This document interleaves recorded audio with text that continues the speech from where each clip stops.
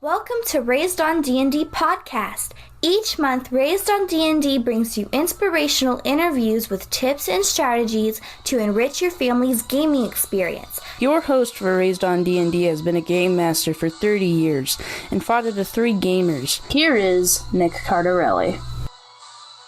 Welcome back, gamers. I'm your host, Nick Cardarelli, and this is Raised on D&D. My next guest is a native of Portland, Oregon, where he played his first game of D&D way back in 1978.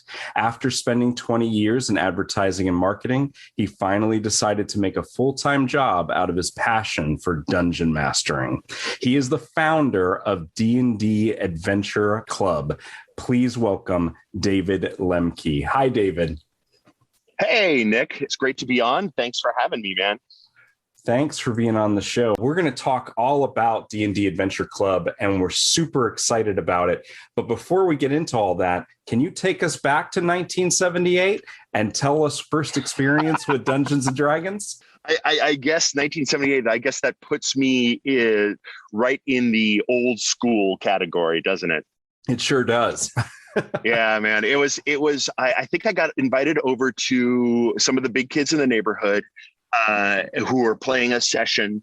And this was very early on. I think one of us owned a player's handbook, and the rest of the stuff was, remember those, the little booklets, Yes. Chainmail and Melee and that sort of stuff. Yep. So I was handed the thief character and instructed to open a nearby chest. And one poisoned dart in the forehead later, and my character was dead, ending my first role-playing experience in about 6 minutes. But I think by that time I was hooked, man, and I've been playing and role-playing ever since. That is phenomenal. Now, how did you make the transition from that 6 minutes as a thief to a dungeon master? What was that transition like?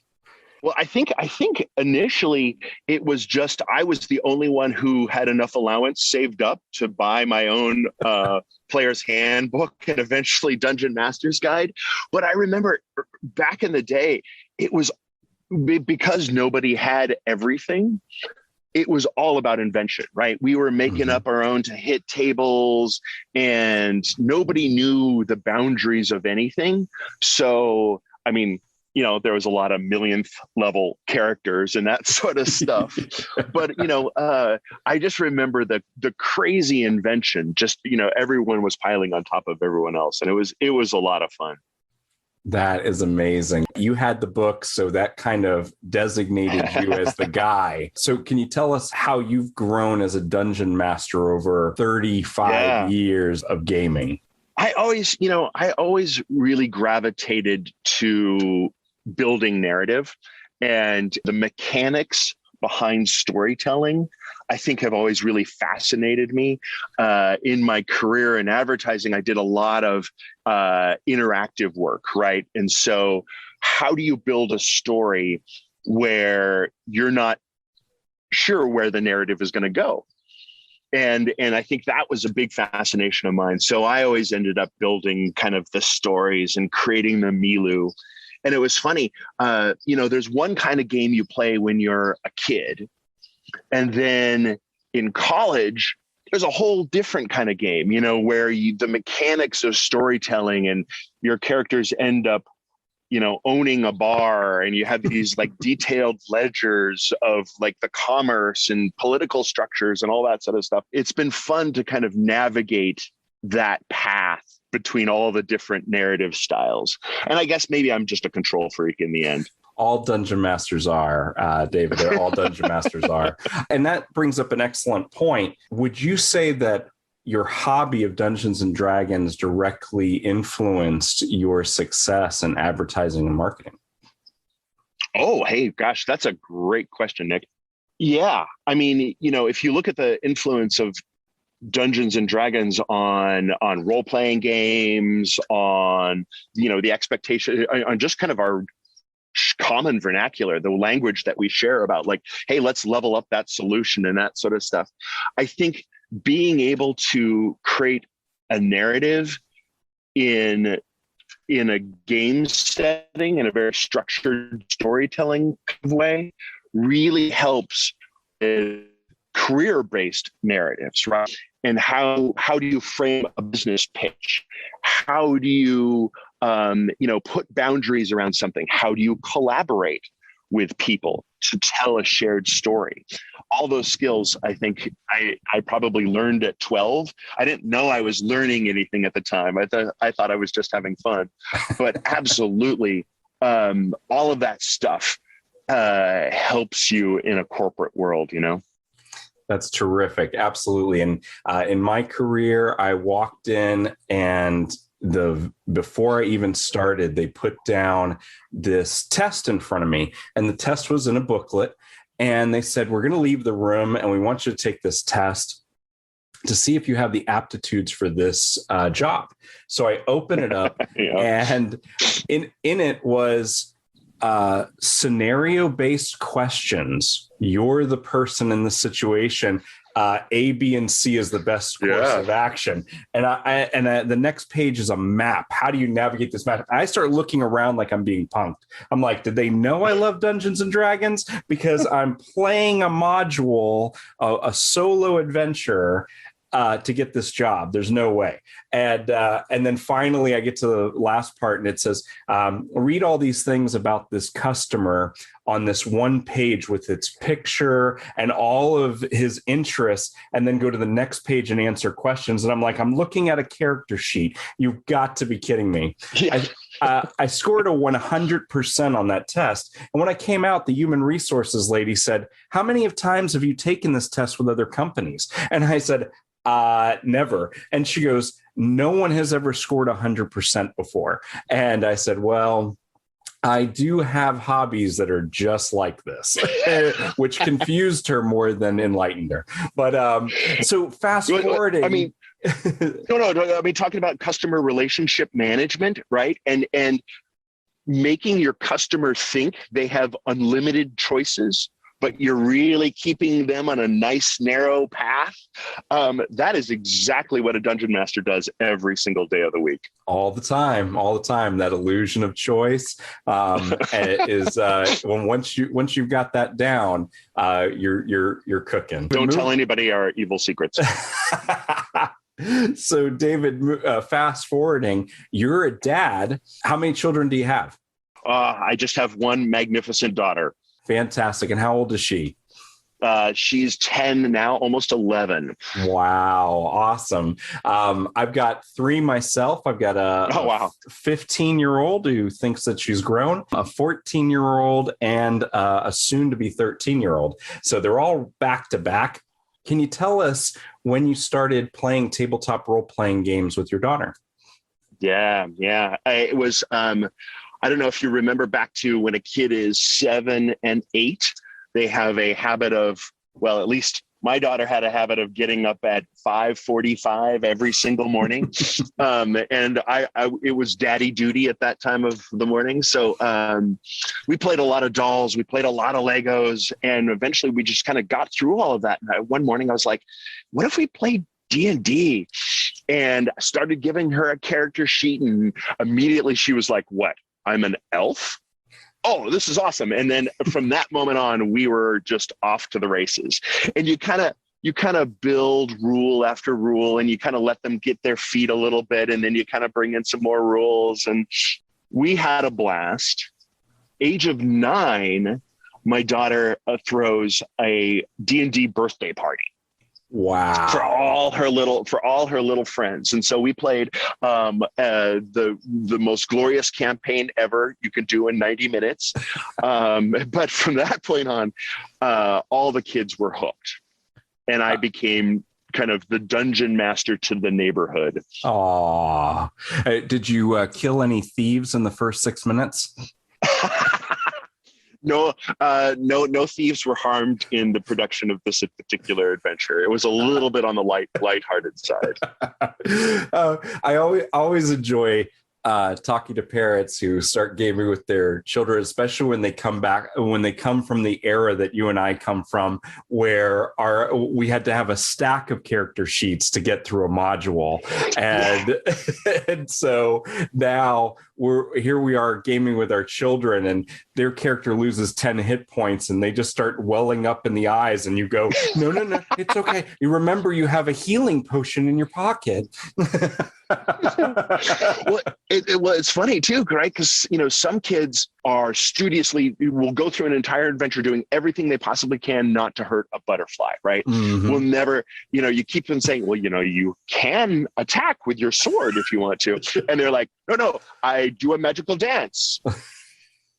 But then there's also some kids who, love the grizzly and just go, we'll kill the goblin. So you got to make room for everybody at the table.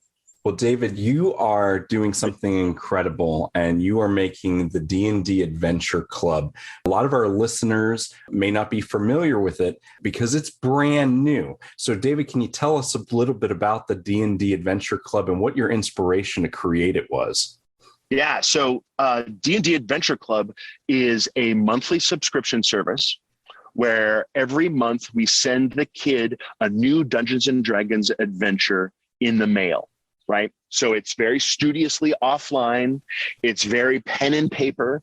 It's meant to get kids off screen time and get them in a room collaborating with each other across a table like we did it back in the old days. Each of the adventures is written in a very simple, straightforward kind of step-by-step style where the narrative is outlined, and it's meant very much to have a 10-year-old, a 12-year-old be able to jump in, grab an adventure guide, and lead a campaign starting right there.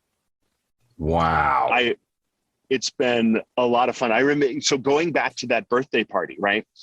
Mm-hmm. I remember sitting around the table with some of the other moms and the dads, and they were like, oh my gosh, these kids, they love it, but I've never played D&D before. My husband's never played D&D before. How do we even start?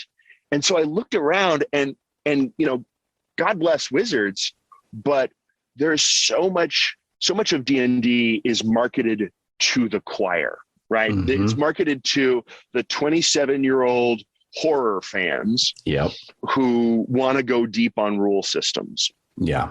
And I looked around, and there just isn't that much for, a parent who wants to introduce a kid to narrative storytelling, but is maybe a little bit afraid of some of the grisly stuff, some of the misogynist stuff, some of the weirder stuff in all the source books. Mm-hmm. So this is an effort to give kids a safe playing field where they can start to play Dungeons and Dragons. That is fantastic. And you're absolutely right. What Raised on D&D podcast has shown, not only through interviews, but through our listeners, is that families that role play together is a much larger demographic than people realize. And the fact that there are so many families, and I talk to parents all the time, and what they have to do is they have to read the module ahead of time to run for their children, and then they have to modify it.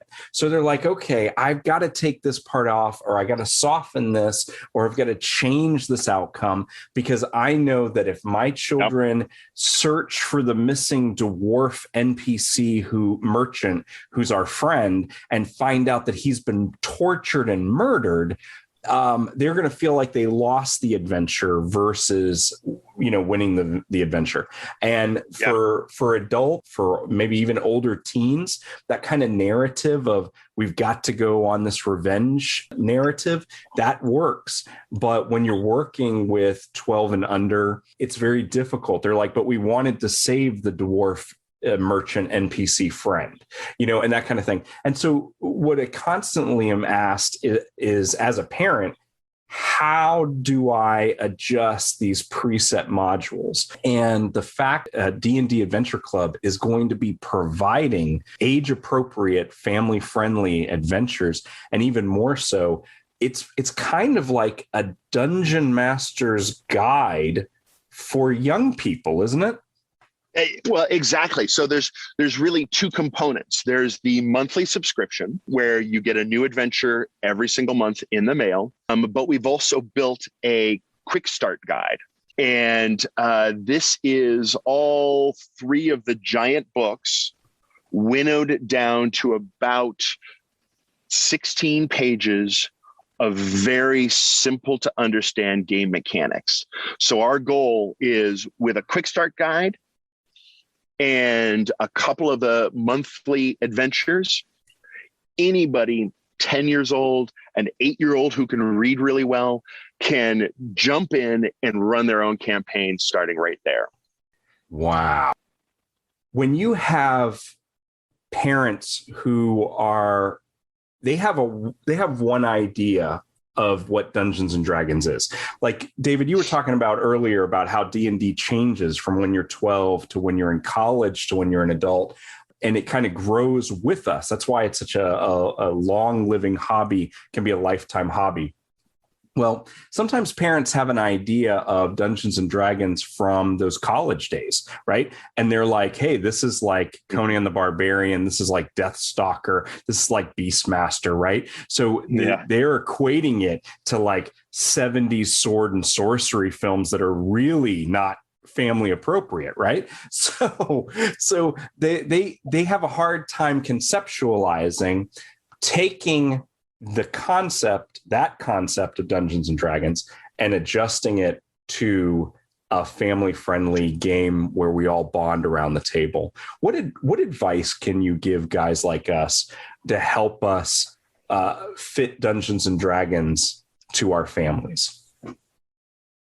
Boy, I think first and foremost, it's a tool to let the family get together and tell stories together.